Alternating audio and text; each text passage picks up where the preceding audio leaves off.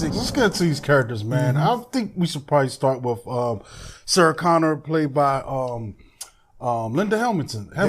And what's cool about her, she's just a regular woman, just looks like maybe early 20s, just trying to figure out life. She's got her, diner job, apartment with her roommate, and she's just really, at that phase of life where we're all, seems like we're stepping out on our own for the first time and just trying to make things work.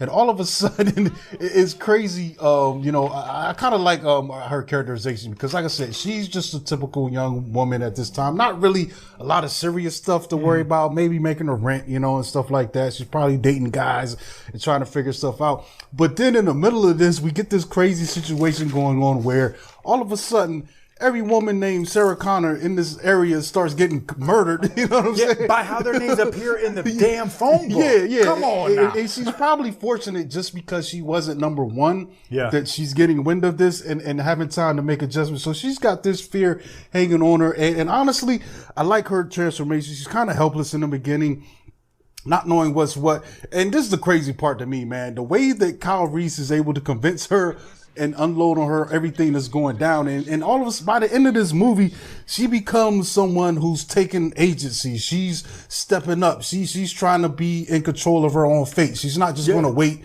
and see what happens to her. I think that's a cool characterization for her, and carrying on into the sequels of this film, this plants the seeds for how she becomes in like T2 and the other ones, Well, because she is cut out of the same mold that we got from Ellen Ripley. You know what I'm saying? Yeah. And it works in every way. As a matter of fact, I still got Ripley a little bit ahead of her. Absolutely. I posed this question online. End of the world, stuff's hitting the fan. Who you gonna go with, Ripley or Sarah Connor? And I think I'm gonna go with Ripley because Sarah's a little wild. She's a free radical. That's it. We get into the future movies. Absolutely. I feel like the difference is I feel like Ripley was more aware from the beginning than Sarah is in this film, but they both end up in the same spot by the end of the movie. And they both bully up when need to. And with Sarah Connor, the thing with her is I don't think she reaches the point that she reaches in the film without Michael Bihn's character, Kyle Reese. Because he comes through. Without him, the film also doesn't work because he is the one who does know everything that's going on. He's the one who comes back to save her. And also, in the same process of saving her life and knocking her up, he has to coach her up to be ready to fight. He puts her in the position to, to fight this war that she is going to end up, being the front soldier on the front lines until her son is brought up to life.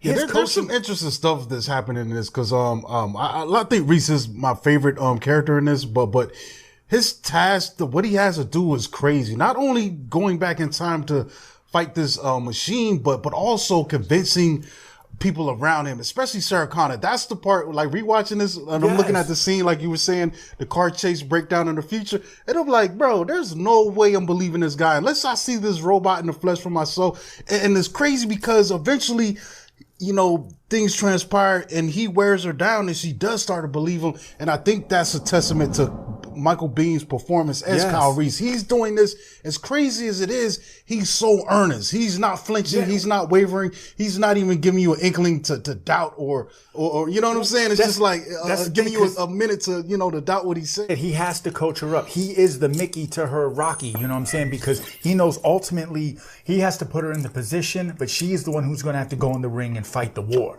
You know what I'm saying? Like he knows that his fate is sealed. He knows this, and he doesn't even give any indication of that or has no fear of it. You know what I'm saying? He's like one of those people, the term, like you run from the storm or run to it. He's a run to it kind of guy. Because I mean, it's crazy. Like I think that's a testament setting these characters up, especially him seeing the flashbacks of what Earth was in the future, how messed up it is and how desperate they are. And I feel like he might have just been the best guy to do it. Like, I feel like any of those guys we saw out there in that battlefield throwing their little makeshift weapons at these Terminators and these machines would have jumped in that pod. Like, that's how desperate it was. It's like, this is bigger than me. Yeah, and it's wild because, we watched this movie and we can't think of anybody else playing the role of Kyle Reese, but he almost didn't get it because when he first auditioned for the role, he was trying to do, mid-stride through auditioning for some other role that he didn't get, but he had a Southern accent. accent. So when he first did this audition, he still kind of carried that accent over, and the producers didn't like that. Cameron didn't like that. They were like, nah, but they gave him a second chance, and he bodied the role. That would have been interesting, though. Also, I think it also helps too that Bean was kind of a handsome man at this time, so it seems like that's also helping him convince her. You know what I'm saying? It's like, damn, yo. And it sells the romance like aspect. if you sent like some ugly mug and it's like, yeah, you know, these robots, they're like, yeah. It's like, you can save my life, but we ain't having no kid. You know so that leads me to a dilemma about this to me. So there's this time paradox thing that we get and it makes me wonder, it's like, all right, so was Kyle Reese going to be John Connor's father all along? Yeah. Or is that just a result of sending Kyle back in time that it became you know, because it's a weird, so it's almost like a weird loop, like that chicken before the egg kind of dilemma. That's the thing. Because see, at the end when she's recording her voice, she was like, you know, I was questioning myself if I should tell you that Kyle Reese is your dad, but I need you to know, I need to honor him because he died for this fight that we're fighting. You know, he lost his life in the process. So I'm from what they're making it seem like is that John Connor's fully aware of Kyle Reese the whole time, but he didn't want Kyle Reese to know because that might question his ability to go back. You know what I'm saying? But like, think of it. It was seamless. Like John Connor gives Kyle Reese the picture that he had of his mom. So Kyle Reese would constantly so he knows he's turning Kyle Reese into his dad. Yes, but then also gives, you know what I'm saying? Because it makes you think like. But then he gives Kyle Reese the thought that Kyle Reese voluntarily went back on his own. But how was John Connor existing before we do the time thing? Was it another dude that was his dad? Like that's I guess that's in a different future. I get what you're saying. Because by welcome to the Spider-Verse. Because by sending him back, you're manipulating how the future is going to unfold. And there's an interesting thing too, because after this film, it's not over. We get a sequel, and it comes to this thing where it's like the future isn't written in stone, you know, in a way, but also we're saying some things are inevitable. Yeah. Like no matter what we did, at least the way this franchise goes, Skynet is gonna they're gonna win. Skynet is gonna activate and become self-aware. Like it's really wild, man. That's a thinker. That's one of those ones. But you know, speaking of Skynet, I don't dwell on that, man. This stuff's too good to you know, nitpick. And speaking of Skynet, Cybernet, and all that other stuff going on, you can't talk about this film without talking about Arnold and his performance.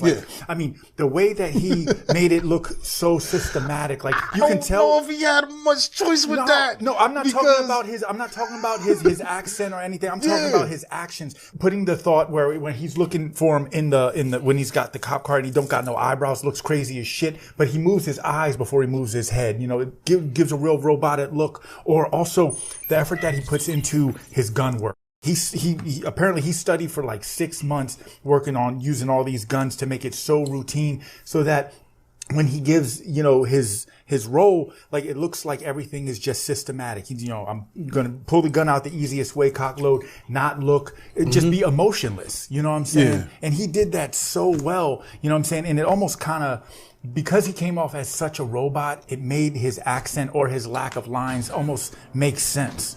Mm-hmm. You know what I mean? Yeah. Speaking of which, man, it's kind of crazy because, he is this really physically imposing figure, man. So I think his accent helps a lot with being this, having a robotic kind of dialect, like you're just learning it, this deadpan delivery, you know, like even the part where I remember he's kind of patching himself up and the guy's knocking on his room, the cleaner guy, and he's like, "Fuck you, asshole." Like it shows you the stages that we're at with this, because I feel like the other Terminator, you know, because he can make his own weapons out of himself and it's designed to be more stealthy. This guy's out here, he's gonna be blend in a little bit, you know, but this guy's huge, but with a little bit of scrutiny, you'll probably be like, cops might like, hey, what's going on with this guy? This guy looks a little strange. Yeah. But you could tell it doesn't have the finesse to be like maybe steal some cash or steal a credit card, maybe purchase these things. No, make waves. And to your point, that's why they had to rewrite the script a little bit, because Arnold's presence is so demanding. Part of the way that the film got sold to the producers when they went to the execs at Orion, because Cameron had a meeting and Hendrickson actually just shows all dressed up, got the gold grills in and some prosthetics on, just kind of sits down like playing the role of the Terminator, and then Cameron comes in and pitches the script, and that's how it worked, and that's why I thought it was cool that they still kept Hendrickson in, even though he's good. I think he's good as the detective. That's kind of trying to figure some stuff out. He's noticing a pattern of these women, and I think. I don't know if he's in that questioning scene where they're interrogating Kyle Reese. He's in the room. That's actually he's in the room, but that's actually Earl Bowen playing Dr. Peter. The Doc is cool too, man. Yes, he is. I kind of don't like him, but he's cool. He's supposed to be that way. Yeah, he's not supposed to be likable, which is good. Like even I could say that there's a lot of films you watch. I don't like this character or that, but I do like that means they did their job. They did their job, exactly. I love the interaction between him and Kyle Reese when they zoom in on that little screen. He's like, why am I talking to you? Shut up. Give me an authority. I like that he's unlikable. And that's where, I think that's where Bean is throwing this thing on his back. Yes, he's the emotional core of this film, even though you've got Sarah Connor being the victim, but he's the one that's really in the ish. He knows what the stakes are. And even, I don't think Sarah's really in it, really onto it until she sees that robot version when all the armor rips away. And then she's like, whoa, shit just got real. But he's on it from the beginning. So that interrogation scene always trips me out because he's not lying. He's so sincere, so earnest. And if you don't believe me, give me someone who does. And it's hilarious because they're kind of making fun of him. I'm like, bro, he's the only one in this room that knows what time it is. And it's kind of darkly humorous. It really, I'm like, man, y'all finna die, especially after you've already seen this movie. It takes on a different tone, Absolutely. And then, it's cool. We get a lot of cool cameos. You get, Bill Paxton, you get, and then you also get, Brian Thompson, who ends up being, the knife wielder guy in Stallone's Cobra. So that was cool. Paxton might be the only guy that's been killed by a Terminator, a Predator, and an alien. So that's crazy. I want to, speak on the one unsung hero, the Nike Vandal, worn by Kyle Reese, and then he also reprises his role the following year in The Goonies, worn by Josh Brolin. You know what I'm saying? Yeah, because those Vandals, man, you can get them. That's a expensive shoe right now, Stockhead. They need to re-release those. That'd be cool. I got a pair that's very similar, but they're not exact, and that just, I need the exact ones. Yeah, those would go crazy in the streets if they re-release them.